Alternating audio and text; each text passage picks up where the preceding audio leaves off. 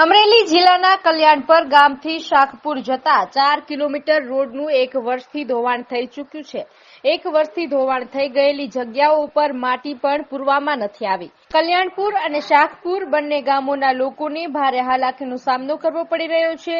રોડની સુરક્ષા માટે સેફટી દિવાલ બનાવવામાં આવી છે, તેમાં પણ નબળી ગુણવત્તાનું મટીરીયલ વાપરવામાં આવ્યું હોય તેવા દ્રશ્યો સામે આવ્યા છે। અનેક રજૂઆતો કરવા છતાંય કોઈ જ પગલાં નથી લેવાયા, જેને લઈને સ્થાનિક લોકોમાં ખૂબ જ રોષ જોવા મળી રહ્યો છે। ત્યારે શું છે સમગ્ર વિગત, કેમ લોકો થઈ રહ્યા છે પરેશાન, જોઈએ આ રિપોર્ટમાં। અમરેલી જિલ્લાના લીલિયા તાલુકાના કલ્યાણપર ગામથી શાખપુર આશરે 4 કિલોમીટરના અંતરમાં 7 વર્ષ પહેલા રોડ બનાવવામાં આવ્યો છે। ગામ લોકોના કહેવા પ્રમાણે આ રોડ બનાવ્યા પછી 1 વર્ષમાં જ ખખડધજ હાલતમાં થઈ ચૂક્યો હતો, એટલે કે 6 વર્ષથી આ રોડ બિસ્માર હાલતમાં છે। રોડ ગેરંટી પીરિયડમાં હોવા છતાં રોડનું રિપેરિંગ કરવામાં નથી આવ્યું અને રોડ અત્યંત ખરાબ થતો ગયો છે।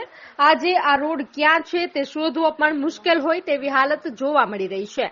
તેમજ 1 વર્ષ પહેલા વરસાદના કારણે રોડ કેટલીક જગ્યાએ અડધો ધોવાઈ ગયો છે, જેના કારણે કોઈ મોટું અકસ્માત પણ સર્જાઈ શકે છે, જેને લઈને બંને ગ્રામજનોએ તંત્રને અનેક વખત રજૂઆતો કરી હતી અને છતાં પણ બહેરું અને મૂંગું તંત્ર જાગ્યું નથી। શું કહે છે ગામના અશ્વિનભાઈ, સાંભળો તેમના મોઢેથી।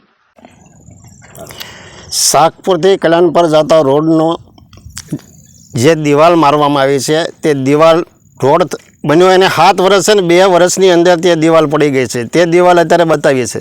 પછી બીજું કે 1.5 વર્ષ પહેલાં આપણે રજૂઆત કરી હતી ધારાસભ્ય શ્રી, તાલુકા વિકાસ અધિકારી, જિલ્લા વિકાસ અધિકારીને, પણ છતાંય 11 મહિનામાં ખબર દિવાલનું કામ કરવામાં આવ્યું છે, માટીનું કામ કરવામાં આવ્યું નથી।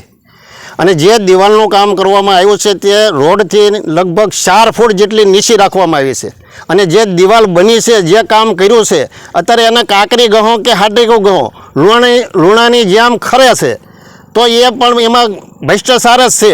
આ સડક બનાવી ત્યારે પણ ભ્રષ્ટાચાર હતો અને અત્યારે પણ જે નવું બનાવ્યું એમાં પણ ભ્રષ્ટાચાર છે।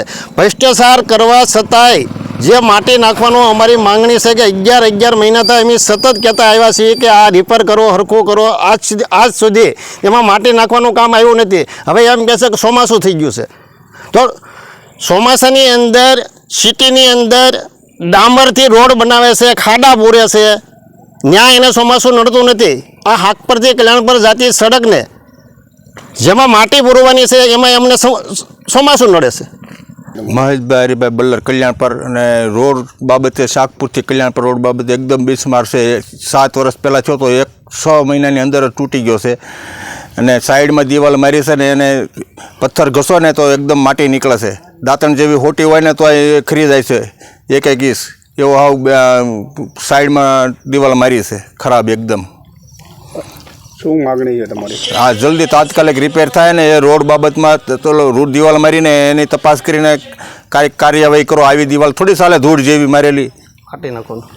દિવાલ બનીને કેટલો સમય છે? દિવાલ બનાવી એ વાવણી પહેલા થઈ 3 થી 4 મહિને।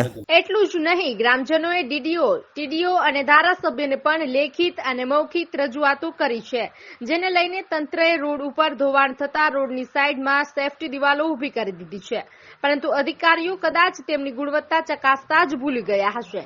દિવાલોને પથ્થર ઘસવા માત્રથી દિવાલમાં લૂણો લાગ્યો હોય તેમ ખરવા લાગે છે, જેના કારણે તંત્ર સામે પણ અનેક સવાલો ઊભા થવા વ્યાજબી છે। અગાઉ પણ આવી જ રીતે રોડની સાથે 7 વર્ષ પહેલા રોડનું ધોવાણ ના થાય તેના માટે સુરક્ષા દિવાલ બનાવવામાં આવી હતી, પરંતુ ગામ લોકો જણાવી રહ્યા છે કે 2 જ વર્ષમાં દિવાલ ધરાશાય થઈ ગઈ હતી અને આજે પણ એ ધરાશાય થયેલી દિવાલ ત્યાં જ પુરાવા રૂપે પડી રહી છે। લોકોના કહેવા પ્રમાણે કલ્યાણપરથી શાખપુર 4 કિલોમીટરના આ રોડ ઉપર બનાવવામાં આવેલી દિવાલો રોડથી લગભગ 2 થી 3 ફૂટ નીચે કરવામાં આવી છે, જેના કારણે રોડનું ખૂબ જ ધોવાણ થઈ રહ્યું છે, જેના કારણે બંને ગામોના લોકો માટે ત્યાંથી વાહન લઈને પસાર થવું જોખમી સાબિત થઈ શકે છે।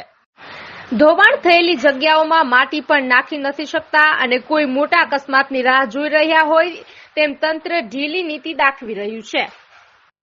સમગ્ર મામલે થયેલા તમામ કામની કાયદાકીય તપાસ થવી જોઈએ અને જો ગેરરીતિ જણાય તો ઉદાહરણ રૂપ દાખલો બેસાડવો જોઈએ, જેથી લોકોના પૈસા લીલા લહેર કરતા સરકારી બાબુઓને ભાન આવે અને કામગીરી સારી કરવામાં આવે. સરકાર લાખો રૂપિયા લોકોની વ્યવસ્થા અને સુવિધાઓ માટે ખર્ચી રહી છે, પરંતુ અમુક ભ્રષ્ટ અધિકારીઓના પાપે લોકોને હાલાકી ભોગવવાનો વારો આવી રહ્યો છે.